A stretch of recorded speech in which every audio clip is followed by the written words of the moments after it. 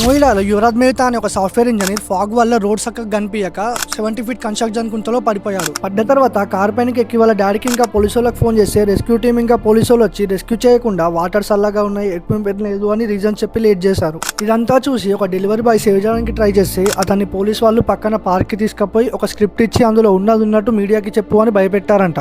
Mehta 90 minutes to 2 hours అక్కడే ఉండి వాళ్ళకి లైట్ తో సిగ్నల్స్ ఇచ్చినా కూడా సేవ్ చేయలేకపోవడం వల్ల వాళ్ళ నాన్న కండ్ల ముందే మునిగి చనిపోయిండు. మీడియాలో యువరాజ్ తాగి డ్రైవ్ చేసి గుంతలో పడ్డాడని వీడియో స్ప్రెడ్ చేస్తున్నారు. ఇంకా యువరాజ్ ని బ్లేమ్ చేస్తున్నారు. ఈ దేశంలో నా కొడుకు చావుకి న్యాయం జరుగుతుందన్న నమ్మకం నాకు లేదు అని చెప్పి యువరాజ్ వాళ్ళ నాన్న లండన్ వెళ్ళిపోయిండు.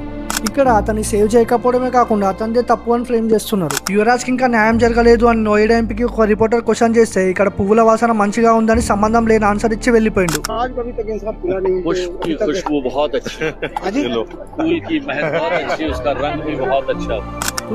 లో నిర్భయ అనే అమ్మాయిని ఢిల్లీలో గల్లీలలో ఘోరంగా రేప్ చేసినందుకు కోర్టుకి పోతే నువ్వు రాత్రి 9-10 గంటలకు ఆడేం చేస్తున్నావు, బాయ్స్ తోటి ఎందుకు, నువ్వు రాత్రి 9-10 గంటలకు తిరిగితే రేప్ కాకపోతే ఇంకేమవుతుందని తన క్యారెక్టర్ బ్యాడ్ అని ప్రూవ్ చేయడానికి ట్రై చేశారు. ఇడేవల్కి మన అయితే చనిపోయిన వాళ్ళని బ్లేమ్ చేస్తారు తప్ప ఎవరు కూడా అకౌంటబిలిటీ తీసుకోరు. క్వశ్చన్ ఏంటంటే వాడు తాగి పడిపోయిండు అయినా కానీ 2 గంటలు లైట్ చూపించినా కానీ ఎందుకు కాపాడలే?